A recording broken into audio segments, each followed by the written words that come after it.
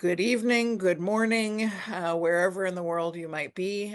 We are so excited to be here today to have this opportunity to hear from students in Bali at the Green School who are doing greenstone projects as seniors in high school.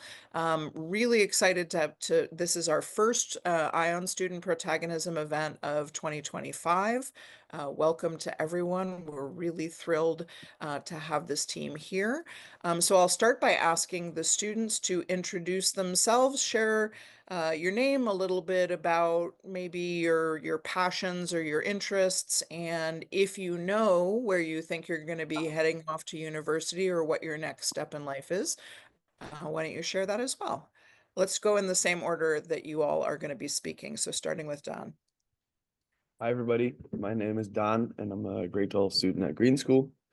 My main interests are kind of all sports, including surfing, running, football, and quite a few others. And I will be planning to take a gap year after finishing this academic school year and then moving back to the Netherlands to continue and start studying there. Excellent. I'm a big fan of the gap year. I wish it had been so popular in my time. All right, Bintang. Hello everyone, my name is Binsang and I'm from Bali here in Indonesia. So what I'm passionate about most is like in music also. I play a lot of music, doing some art, and also like to do a lot of sustainability thing, like one of my project that I'm going to share later with you guys. And also for after graduating, I'm still not sure yet what I'm going to do, but yeah. That's okay. That's totally okay. And I certainly didn't intend to pressure anybody into having it all figured out with the question, right? Maddie, thank you, Bintang. Hi, I'm Maddie. I'm a grade 12 student at Green School Bali. I'm originally from the UK and I'm interested in fashion. And next year I'm going to take a gap year and then hopefully I'm off to Barcelona to study fashion design. Excellent. Awesome. Well, wonderful. And students, if you want to be able to see who's in the room and where they're from, folks are introducing themselves in the chat. Benjamin, do you want to introduce yourself as well, please? Hi, I'm Benjamin Freud. I'm the head of upper school at Green School Bali, and I'm in a very, very fortunate position to be able to work with these young people. And I have for, well, I guess since the Greenstone started, which was in grade 11 for them. So I'm here to really support their ideas, work them through the project, connect them. But I'm really excited to hear these stories or have you hear these stories because they really are driven from students. But I'd like to also stress that they're not passion projects. They are projects that come from passion, but that contribute to the community, and that's human and other than human. So this is what makes Green School very special. Wonderful. Thank you for that introduction. So for those of you who maybe have not participated in an Ion Student Protagonism event before, I just want to remind everybody, you are welcome to put questions into the chat and we'll try to elevate those as we're able to in the course of things. You're also welcome to raise a hand, a virtual hand or a physical hand, and let us know that you would like to say something or ask a question directly. Let's try to keep the questions more focused on the students. But if you do have questions about design and the work of the educators behind this project, please feel free to use the chat to get those questions in, and Benjamin will try to keep a little bit of an eye on that chat and give you all some answers. So, all right, we're going to get started then with Don. You are up and ready to go. Yes. If Benjamin would be able to share the slides, then perfect.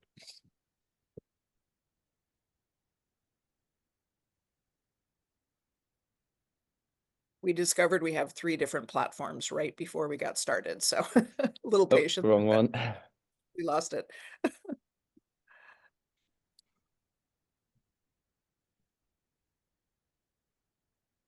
I'm usually decent technically, but clearly this is not working out for me right now. But here we go. All good.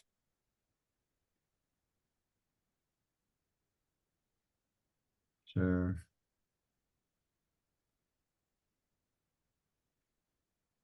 Excellent. You see that? Yep. Yes. Ready? Yes, go for it. All right. So as I introduced myself earlier, my name is Dan, and I'm a grade 12 student at the Green School Bali. First off, I'll give a quick introduction about myself, and then I'll be presenting you about my Greenstone journey. So I was born and raised in a family of five in and around Amsterdam, with one younger sister and one older brother. But sports have always played a key role in my life, and I love all kinds of sports. I dedicated my life to football for multiple years, and I also played at the highest level. But then at the age of 13, during COVID-19, my family decided to move to Bali to attend the Green School, where the mission of the school is to create a community of learners, making our world more sustainable. This means many things, including having students follow their passions through projects. So shortly after I arrived in Bali, I discovered surfing. For over 3 years, I surfed almost every day and often twice a day. But I also came to ask myself, how can we as surfers who love the ocean pollute that same ocean? Because the surfing industry is actually very unsustainable. Surfboards are made of many types of different toxic materials. And so that's why at the beginning of grade 11, I decided to create a high-performance sustainable surfboard. Throughout that whole year, I progressed, and by the end of grade 11, I produced my first prototype, made of a blend of recycled and natural materials. I was able to test it, and it went very well. But more work is needed to meet the standards of the sustainability and performance. That said, apart from the unsustainability of the surfboard industry, there's another problem: safety. Now, on the 10th of July, my sister, who also surfs, got into a severe surfing accident. Another surfer ran into her with their surfboard and penetrated her skull with the nose of the surfboard. That same night, my sister had brain surgery. For the next 6 weeks, she was hospitalized, of which 4 were on the ICU. Now, this experience of almost losing my sister alongside my personal experiences with surfing have also made me realize how much risk surfing really contains. At this point, my greenstone took a turn. I went from mainly designing sustainable surfboards to designing sustainable surfing helmets. And so I started doing background research, and I found that surfing helmets are very hard to get here in Indonesia. On top of that, I heard that they're uncomfortable, decreased performance. Now, this gap in the market alongside my story seemed like my new perfect greenstone. And so, 7 months before greenstone, I changed my greenstone project. An analogy I often like to use is that 20 years ago, while skiing and snowboarding, wearing a helmet wasn't unheard of. At least that's what I've been told since I wasn't born yet. I can't agree with it, but while for me growing up, wearing a helmet was very normal. But things are changing, and surfers are beginning to wear helmets because they realize it's a smart thing to do.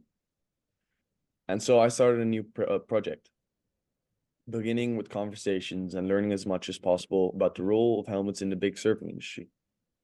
Along the way, I connected with several incredible individuals who have been a big part of this project so far. One of them is my mentor, Dan, who has successfully owned multiple clothing businesses and excels in business development and branding. As well as Douwe, an industrial designer from the Netherlands. He recently founded a company that produces sustainable cycling helmets. And through multiple meetings with him, I gained valuable insights into this industry and the complex process of helmet development. And so over the past 2 months since starting this new project, I've made significant progress. I've developed a 3D model that prioritizes both comfort and performance. I've also engaged with multiple factories to explore sustainability materials, cost-effective production methods, and cost-effective production methods. But this project isn't just an idea. It's the start of something bigger, a brand that stands for safety and sustainability within the surfing industry. Alongside setting up this company, I also plan to collaborate with foundations to further enhance the safety within the surfing industry. Part of this brand will involve donating helmets to local Indonesian surfers. Many of them face barriers many of them face barriers to surfing due to lack of safety equipment and insurance, and I want to help change that. And so after graduation, I plan to dedicate my gap year to working on and bringing this vision to life. because I truly believe we can create helmets that are both comfortable, sustainable, and performance enhancing. These helmets will help children feel more confident, especially when learning the sport and progressing in the sport. And so my immediate goal is to have the first prototype ready in June, which is when I graduate. Now, this is more than just a capstone project, or what we call a green sun here at Green School. It's my mission to make surfing safer and more sustainable, protecting lives and inspiring change. Now, as I wrap up, I want you guys to leave this. I want to leave you with this.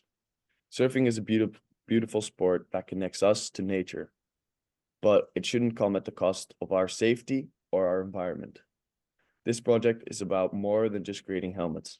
It's about starting a movement to make surfing safer, more inclusive, and environmentally responsible. I know that many of you on this webinar will be working with young people who may not surf or may not have access to the ocean. That doesn't mean that they can't also find a way to take their passion and contribute to others. I hope that my story helps and inspires people to surf safely and also to show what is possible no matter where we live. Thank you. Wow, extraordinary project, Don. Let's and you're getting tons and tons of comments. We have a large contingency from Hawaii that's part of this What School Could Be community, and they're all freaking out about how it's going to impact the culture of surfing in their own backyard. So let's hear some questions for Don. Who has a question that they'd like to ask about his This is project? Josh Yeah. in on Oahu. Can you talk a little bit more about the bamboo fabric? What is that? How does it work? That super interesting. I didn't think of that. Yeah, so this the slide I shared with you of the bamboo fabric, if I can pull it up very quickly.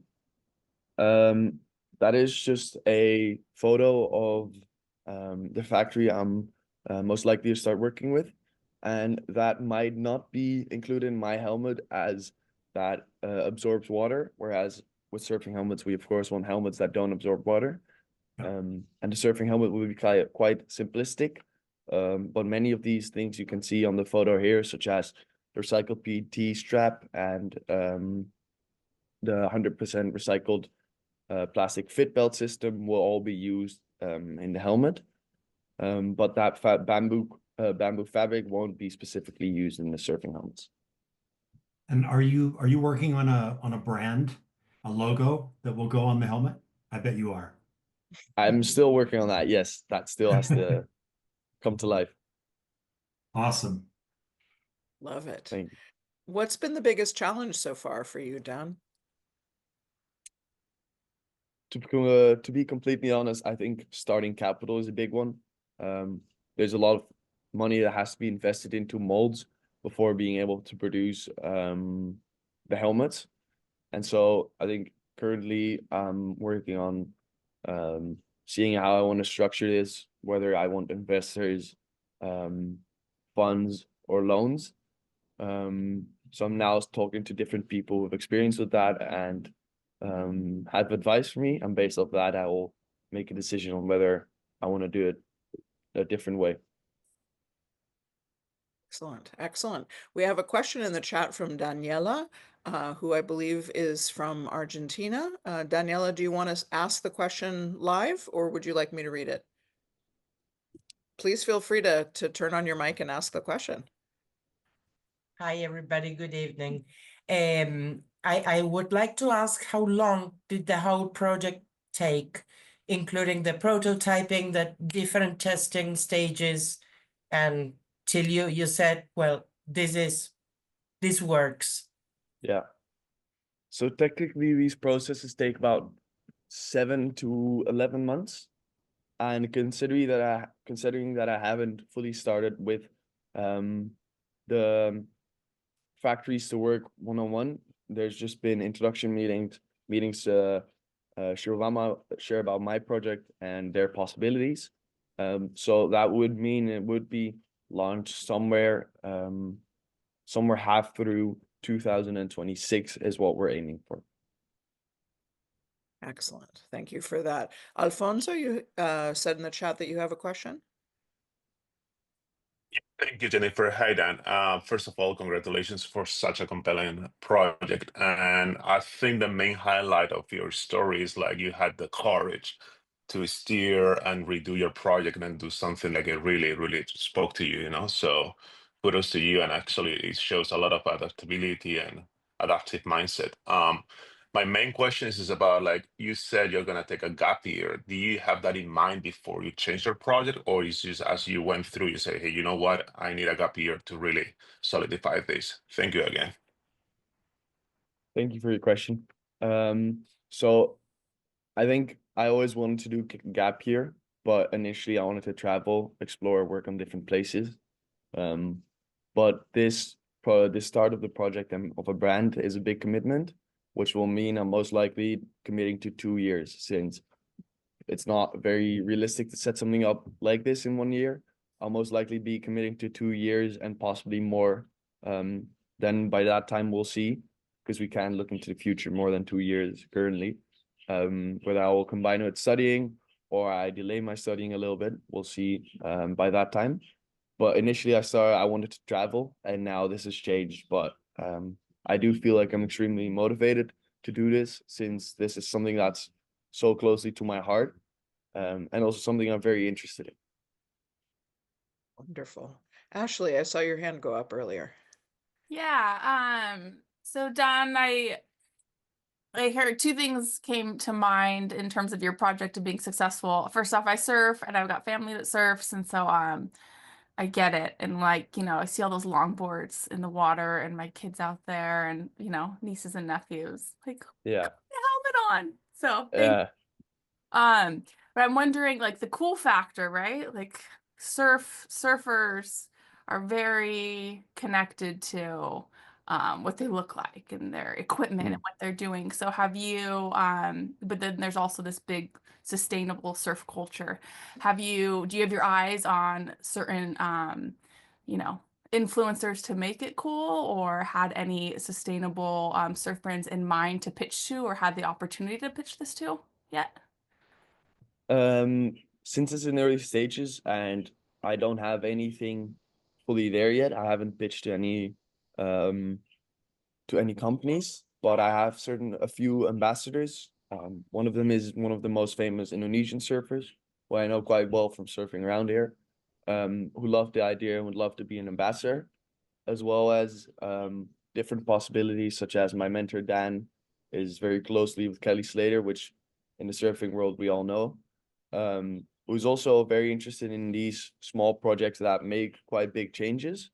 So by the time we have, I guess, the first prototype and can pitch to different people, I will certainly talk to more brands and can definitely expand that. Awesome. Well, good luck. Thank you very much. Great job here. So I have complete faith in you. Keep it up. Thank you. So keeping an eye on the time, we're going to move on, but I do have one last question for you, Don. Is your sister okay? How is she doing? So she recently, about a month ago, had her last surgery. That was to import an organic piece in her skull, as that was removed during first surgery. And since then, the last month or last 3 weeks, she was recovering. But now she's stable, and last week even had her first surf again. As that was the first thing she said out of her first surgery, she wanted to surf. And last week she got back into water for the first time, which was a big milestone for her, and that was great. Awesome. I love it. I love it. Thank you. And we're a very secular community, but I will say that if those of us who in the room who maybe pray will certainly be praying for her, and for her Thank you very much. her continued well-being. Thank you so much, Don. Let's give him a virtual, even if he can't hear it from everybody. Thank you so much. All right, Thank you very much. On to Bintang. You are up. Hello, everyone. Benjamin, you got my slide? Just wait a moment. Just getting ready for my slide. There you go. All right, first, let me just introduce myself again. My name is Bintang, and I'm the grade 12 student on Green School. So this year I'll be doing the Capstone or the Green Zone. So actually for my Capstone project, I've been working it for 2 years already. So 2 years ago when I was still in grade 10, I had a small project at West Bali in Negara. So a place that is really close to my heart, and that is my hometown. So at West Bali, there's one small village on the beach that got exposed to abrasion. So for those of you who don't know what abrasion is, so abrasion is basically where a process where the sand and the rocks and the building got worn down by the waves because of the current. So this one small village is called Pabuahan. Not yet. Can you go back, Benjamin? Sorry. Yeah. So this village slowly to disappear because it's kept getting hit by the wave. As you guys can see first, like the wave and the building is like still so far there, and also the blue roof, the small shop. That's the shop that I went to buy stuff when I was a kid. Can you go next? And that how it looked like now. The road is no longer exists. All the houses start to disappear, and the shop that I usually went there is gone also. And the water is like really close now to all the buildings. So at that time, I began to think, if no one is taking care of this, the entire village is going to be gone. So I started to reach out to organization in West Bali where they do this sort of thing. And this community is called Bali Darling Us Generation. So it's all started 2 years ago when I pitched this project to Green School Foundation, BWT, and Aquapulse for funding. And I managed to get 10 million rupiah for this project. So after that, me and my friend and the help of this organization managed to plant 1,000 mangroves with the help of 15 people. I know to you guys it seems a lot, but trust me, there's so much more area that I need to cover. As you guys can see, this is the picture, the one that I planted 2 years ago. Next. So why mangroves? Mangrove can protect land by acting as natural buffers against coastal erosion and also flooding. Their dense root system stabilize the soil, reduce wave impact, and also preventing from land loss and protecting coastal communities from flooding, especially when the water's like levels up and also we have strong current. So this abrasion has been going for so long now. When I talked to one of my dad's friends from that village, he said that every abrasion is taking away 3 to 4 meters of the land. And this has happened once a month. This has been happening for 10 years now in this village. So, and that will make 480 meters is gone already from this village. Let me go next. Yeah. As you guys can see, all those houses start to be like disappeared. I don't know this until I went back recently and talked to my dad's friends to find out that all the houses missing, the road is gone, the volleyball court and the soccer field that the kids used to play is gone, the restaurant that I usually would go there with my family is also gone. But I noticed there's one thing that is still up. Next. And that is my mangrove, the one that I planted 2 years ago. So now, what I want to do is to expand and upscale this project so it can be more meaningful and impactful and long-lasting for the community in Pabuahan. For that to happen, I'm going to connect with the local stakeholder there, including the fishermen, the youth, the community, and also connect with the local school to organize a service trip and bring Green School students to West Bali to learn and give back to the community. Also, the most important thing, I will organize a mangrove planting event with them. So for this project, I will combine 2 things that I'm passionate about, which are art and sustainability, and one thing that my parents want me to do, and that is business. So I know this project will need a lot of money, so here's I'm going to use the art and the business. I'm going to organize an art exhibition, and I'm going to have silent auction, and hopefully we'll get some money from that. And not just that, I will actually already start like selling some t-shirt, hats, and tote bag, and I actually already made some money from it. So that's actually my artwork, some of my artwork that I'm going to auction it. Next, Pak Benjamin. Yeah, so okay.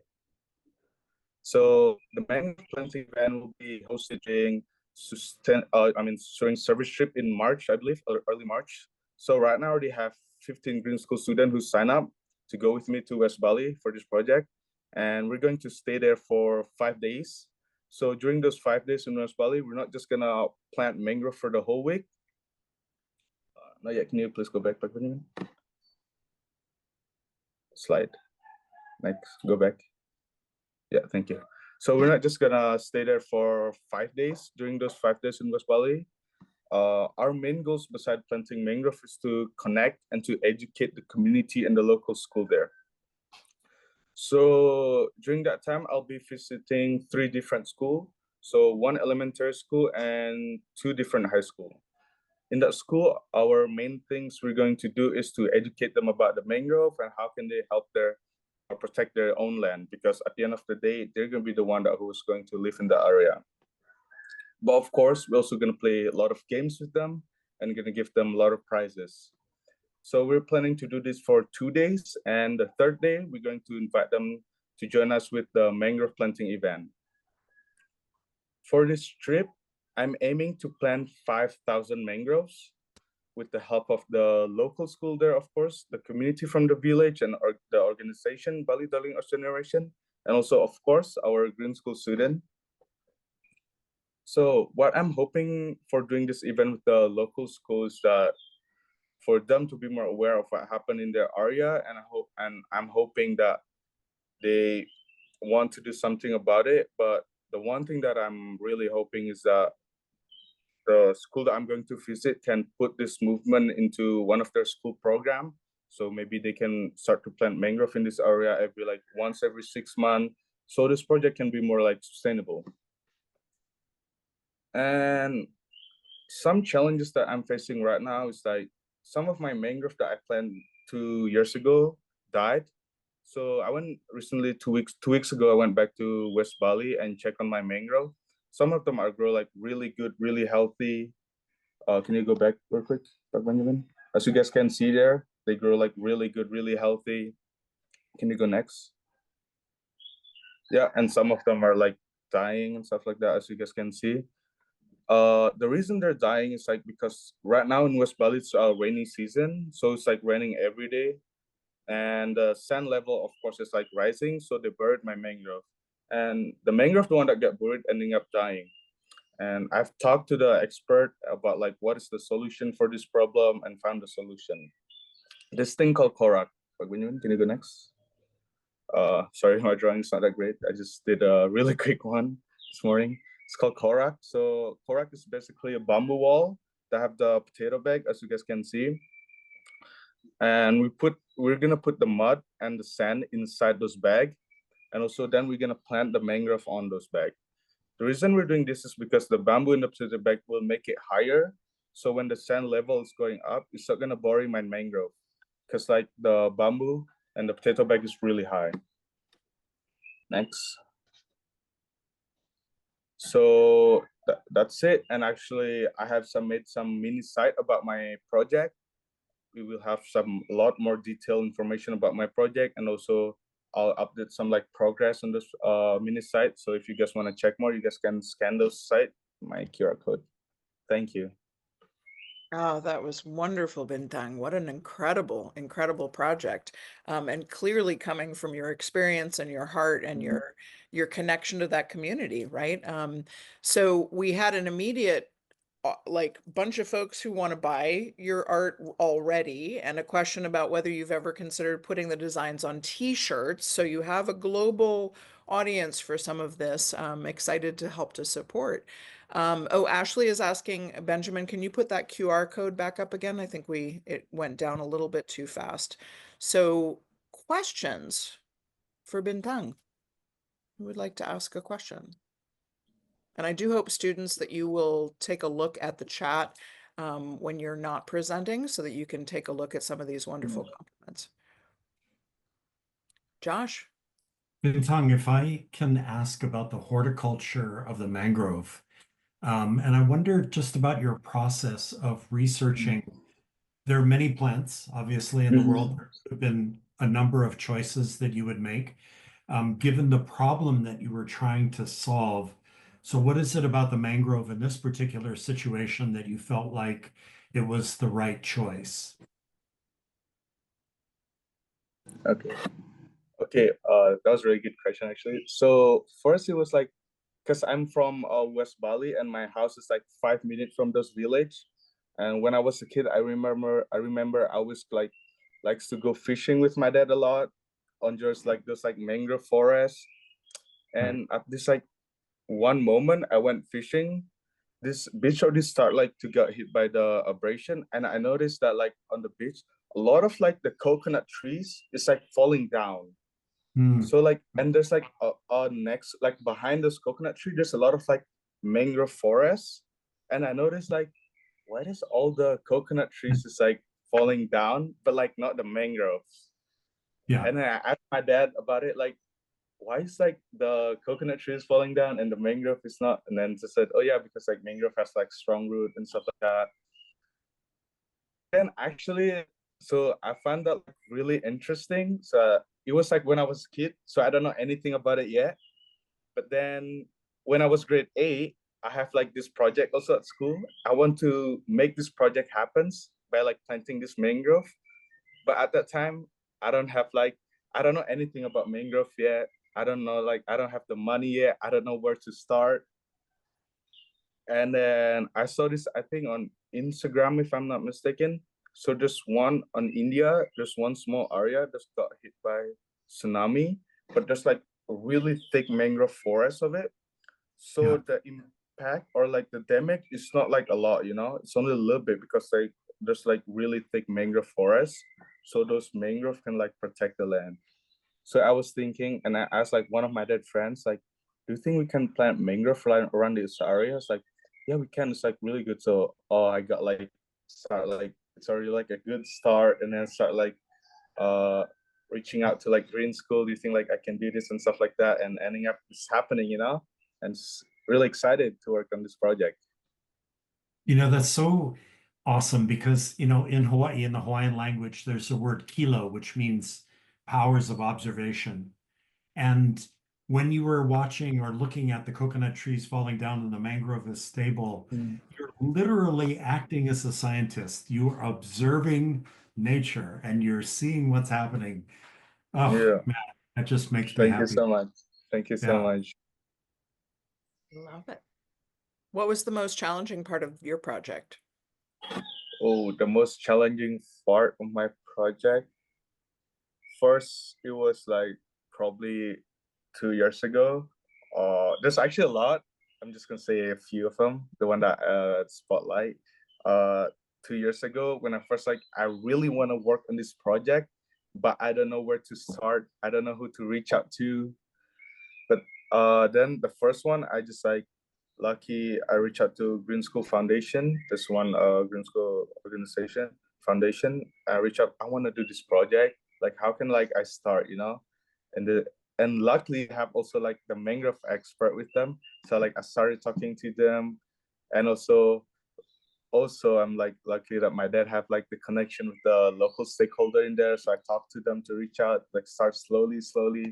And it's been happening. It's like 2 years ago, start the mangrove planting like 1,000. I know it's like it seems a lot, but like I feel like myself, that's like nothing, you know, like compared to the area that I need to cover. Actually, my main goal for like this whole thing, I want to plant 10,000 mangrove. But right now for the service trip, I'm only gonna plant 5,000. And so like after my green zone, I'm planning to continue this project that so I can reach out this like my goal, you know, my end goal of planting 10,000 mangroves. Love it. Only 5,000, right? Only. I mean, it's an extraordinary project. You're already, you're Yeah, already making huge impact. Watching the time, I think we're going to have to move on to make sure that we don't end up cutting Maddie short. But Jennifer, can I say one thing? yeah, oh please, yeah, of course. Bintang, I just have to tell you, you are a gifted storyteller. The way that your passion and the details you shared and the anecdotes from your father and your experience.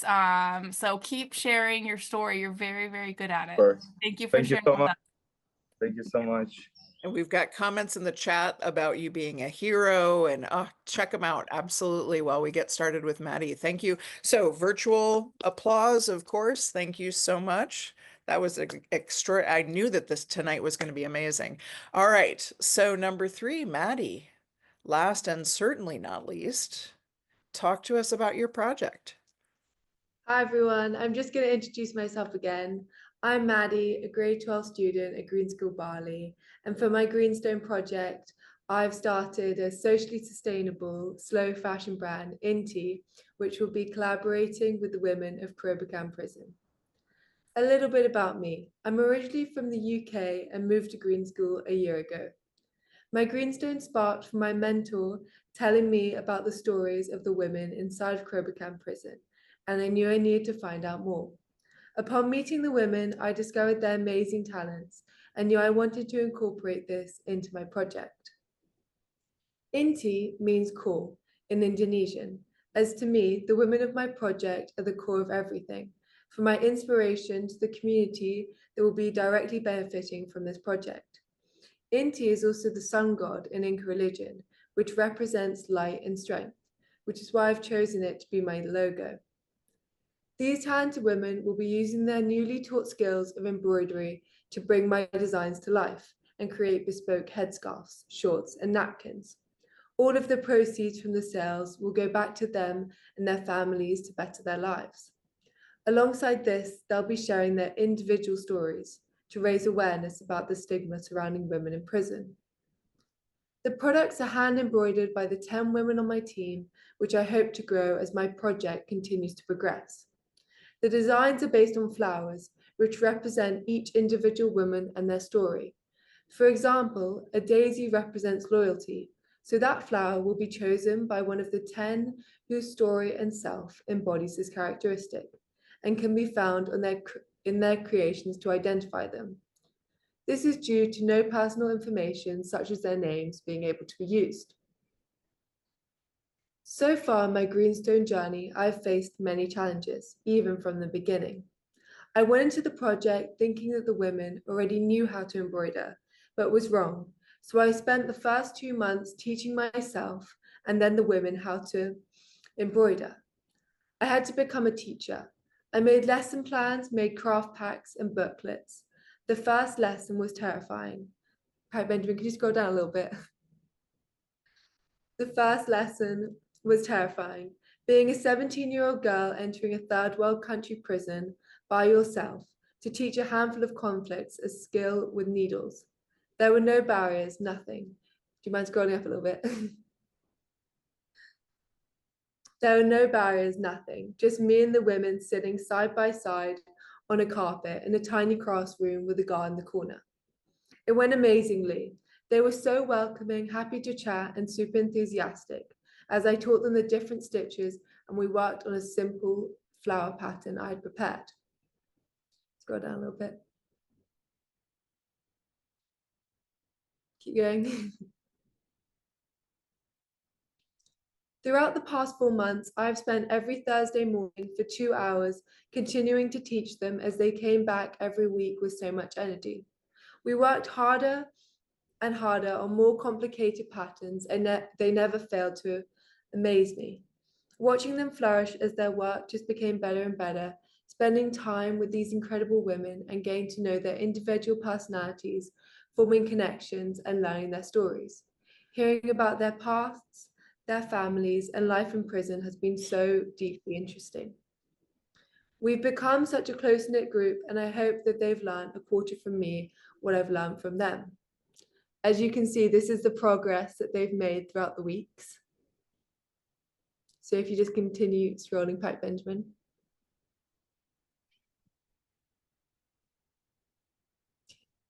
Finally, it was time to begin making the actual products.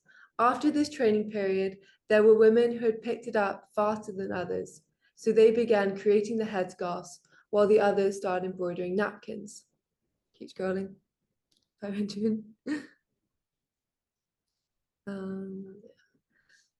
Each design is hand-drawn by me and then hand-embroidered by the women. The headscarves take around 2 weeks to make, and the napkins can take up to 4 hours. They both feature a flower representing the individual woman that created it. They're all unique as the women have complete creative control over the colours and how to present the flowers. Recently, they have finished the headscarves and have begun embroidering shorts made by me with a simpler floral design. They have also been continuing on the napkins. So if you keep going down, you can see the final headscarves.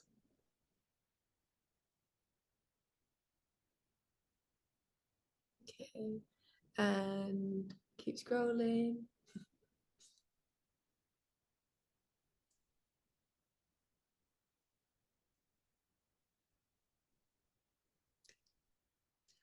While they've been busy embroidering, I've been recording their stories and writing them to share on my website that I've been building. So scroll down a little bit. Through the use of their stories, I'm raising awareness about the stigma surrounding women in prison. Not only am I using this website as a platform to display these stories and creations, but social media as well, such as Instagram. My next steps in my Greenstone project are finishing writing the stories on my website, as well as planning a photo shoot for the headscarves that will then be used on the website and Instagram. Once the website is up and running, I plan on selling in markets and in local shops. The stories will be displayed physically at the markets as posters, as well as on the price tags of the product through the use of QR codes. Each QR code will take the customer to the page on the website where the story of the women who created that individual product can be found. Finally, to finish, I'd like to leave you with something to think about. A little snippet of the story of one of the 10 women who has been inside of Kurobakan prison for the last 14 years, serving a life sentence for drug trafficking. She first walked through the gates of El Pepe Kurobakan prison in 2010, which for context is when the first iPad was invented. She was arrested for smuggling drugs, which were stored inside of plastic bottles from the Philippines to Bali. A wife and a mother to 4 children, the eldest being 13 at the time, she was struggling. After always finding different ways to provide for her family, whether it be making peanut butter or buying bulk bags of sugar, which she would then distribute into smaller bags and sell. Although it wasn't enough, she wanted to be able to put good food on the table and get her kids a new pair of shoes. So when she was offered a way to save her family, she took it. After being assured that she would be protected if anything would happen, and the $2,000 being just in reach, she took the risk, not realizing the consequences that would happen if it all went wrong. Scroll down a little bit, Pat Benjamin. If you want to hear more, please follow my journey by scanning the QR code, which will take you to my Instagram at inti.madebyhumans. Thank you all for listening. Wow. Wow. Again, tons and tons of compliments in the chat. Folks just blown away by the empathy, the compassion, the connection, and a really important comment that I appreciate as a global educator, which is that you sat alongside them as opposed to sort of being in charge or doing it for or controlling the situation. There's a metaphor in there, right, of sitting alongside. That was just really beautiful. So questions for Maddie. This is the first time in a long time that there are very few questions appearing in the chat. I think everybody's just so blown away they don't even know where to start. But questions. I can go ahead and start with my stock question, which is what was the most challenging? For me, the most challenging was probably both the government of Indonesia. It was quite hard to get into the project and get clearance for that. And also just learning how to run a business, working with numbers, trying not to get into debt and lose profit. And yeah, probably the designs as well were quite tricky to come up with. Oh, and interesting that you discovered when you got there that they did not have the skill of embroidery yet either, right? Yeah. Gareth has a question. Gareth, do you want to ask this in your voice rather than in my voice? Maybe not. Oh yeah. No, wait, are you talking? Yeah, we can hear you. Yeah. Oh, okay. No, it was more, I think it was more of like a rhetorical observation.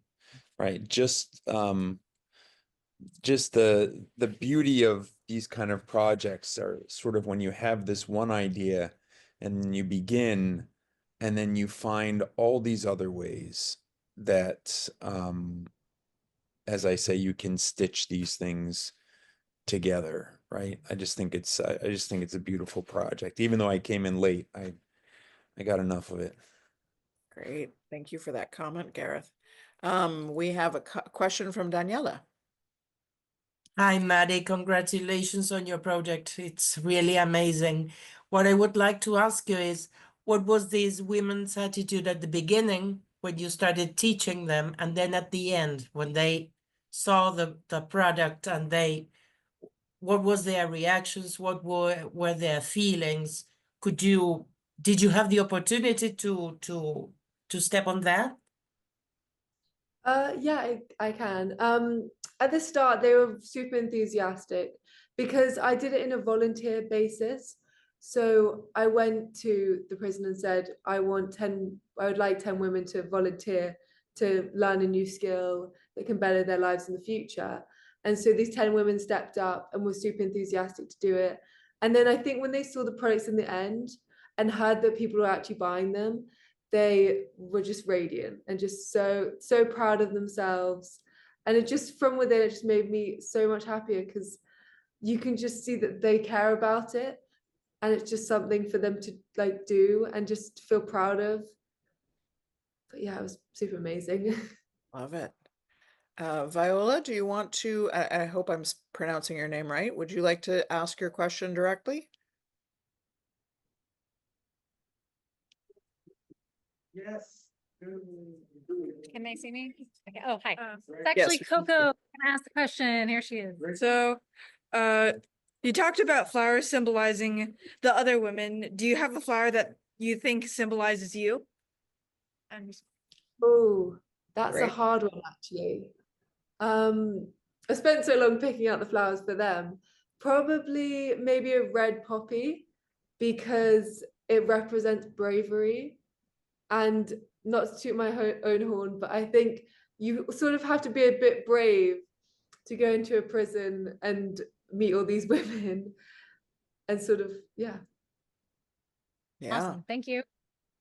Wonderful answer. And set aside maybe, assumptions about what that experience was going to be like, right? Maddie, it sounds like it was very different than you were expecting, or that there were certain things that you feared or were nervous about, that turned out to be things you didn't need to be nervous about. Yeah, it's super interesting that when you see these women for the first time, you can't imagine that they've done anything wrong.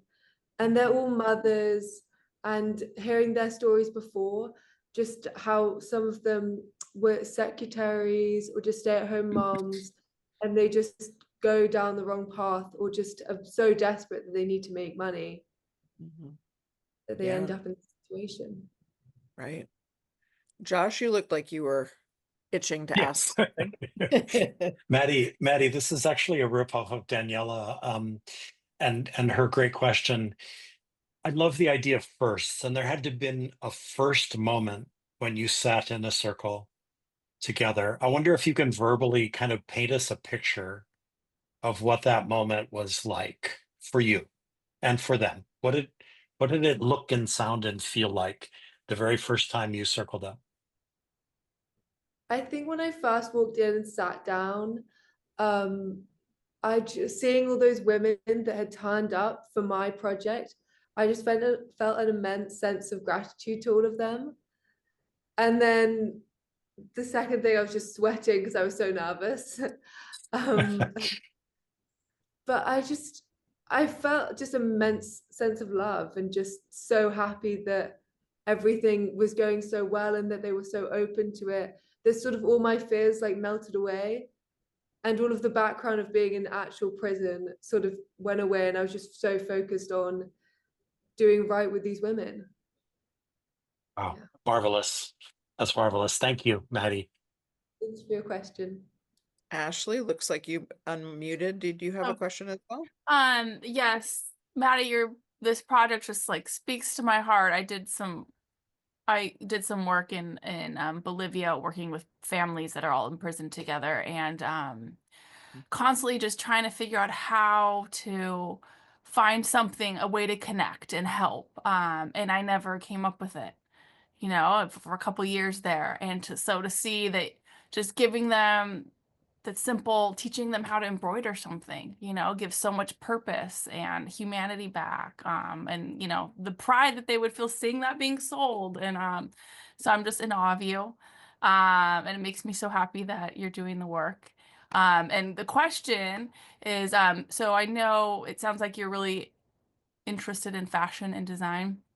Has, you know, learning the humanity and how much you connect with these women, that they're people that happen to be incarcerated. Is that changing your journey on like how you envision your profession or your career in fashion? And are there other things that now are kind of coming to mind? I think for me, it really made me realize that it takes a long time to make things, like a very, very long time. And if you see like clothes in Zara, honestly, they change every season, and you wonder how they do that, but it's a lot of work goes behind it. And I think that doing this project has sort of steered my mind to looking a little bit more into business and fashion design instead of just the creativity side. Because and also it makes me want to do a bit of campaigning for those sweatshops, like to go against them, and that these people are being treated so wrongly. So my mind is sort of steering around a little bit for the future. Excellent. Excellent. Wow, this has just been extraordinary. And again, the comments in the chat have been absolutely wonderful. I never give the teacher the last word or the educator the last word, but Benjamin, I would love for you to take a moment to explain a little bit more about how this project works, how it fits into what you all do at the Green School.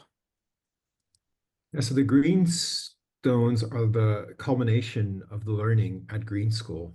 So whereas some, systems have exams or whatever it might be, we have the greenstone. So it needs to be something of substance. It needs to be something that the world can pay attention to. The goal isn't to save the world or anything like that. It's to really try to contribute at a local level as much as possible and have it not be about self, but about that space between self and others. So what we do is we really make it so that everything here is about sustainability or regeneration, and it's baked into the curriculum. It's based into the learning experiences. And so by the time they get to Greenstone, we've done enough at Green School to be able to have the students really kind of think about managing their projects, have ideas, have connections, and say things exactly like what Maddie said. Like, I would like to stand up for sweatshops, right? And this isn't just about one thing, it spills over to everything else. And we find ourselves in this position where we do help with ideas, we kind of guide, but mostly it comes from them. And that's really amazing because we're learning alongside them. And that's really what it should be. We flatten out the hierarchies. And I'm very, again, fortunate to be at Green School to be able to work in this environment. Wonderful. Thank you so much for that, Benjamin, because I think it is important, right? There have been several comments in the chat about how amazing it would be if every school did projects like this, right? So folks can find Benjamin on LinkedIn and follow the incredible work that he's doing and the ideas that he's putting out into the world of education. Mel, I know you have a couple of PR pieces to offer. Go ahead and do that, and then we'll give a final round of applause to these incredible learners. Perfect. Thanks, Jennifer. I know we're all still kind of blown away by the stories that have been shared today. And I wanted to remind everyone that the IN Student Protagonism is actually a series. And we try to regularly schedule these about once a month, depending on the ebbs and flows of the school calendar. But our next one is going to be on Tuesday, February 12th. 8 p.m. Eastern Time, 5 p.m. Pacific, and it will feature the students from Liger Academy in Cambodia. So we'd love to see you there. We don't have the registration link, but if you follow us, whatschoolcouldbe.org/events, it'll be up within the next few days. Excellent. And keep an eye on my LinkedIn and Mel's LinkedIn and what school could be on LinkedIn and Ashley, and we'll always be out there promoting this stuff. I'm going to suggest that everybody unmute so that we can get an actual round of applause for all three of these learners, because that was extraordinary. I want them to hear it if we can. I hope you could hear that. I couldn't tell if you could hear that or not. Thank you to all three of you. Don, Bintang, Maddie, just wonderful projects. Excited to see where you take them. We are definitely going to want to follow along and see where you go. Josh, quick question or comment? Can we do a fist bump group photo? Would that be okay? Yes. Yes, absolutely. Yes. And everybody who Okay. does not have your cameras on, please do turn them on for the fist bump if you are willing. We would love that. All right. Okay, here we The go, fist bump everybody. doesn't, You gotta like, make sure your fist is okay. in the screen. 1, 2, 3. Thank you. It's our signature What School Could Be fist bump screenshot. Excellent. Well, thank you all for being a part of this. We hope you will join us for future Student Protagonism events. And of course, if you have students doing amazing things and they want to share and you would like to share with us, please be in touch with us. We would love, love, love to spotlight you and your students. And this is, I think, what will change education, right? Listening more to learners about what actually matters to them. If we can get a little bit more tuned into their voices and thoughts and hopes, I think we're going to be able to make a really big difference in education. So thank you again, all of you, for being here tonight. Take care.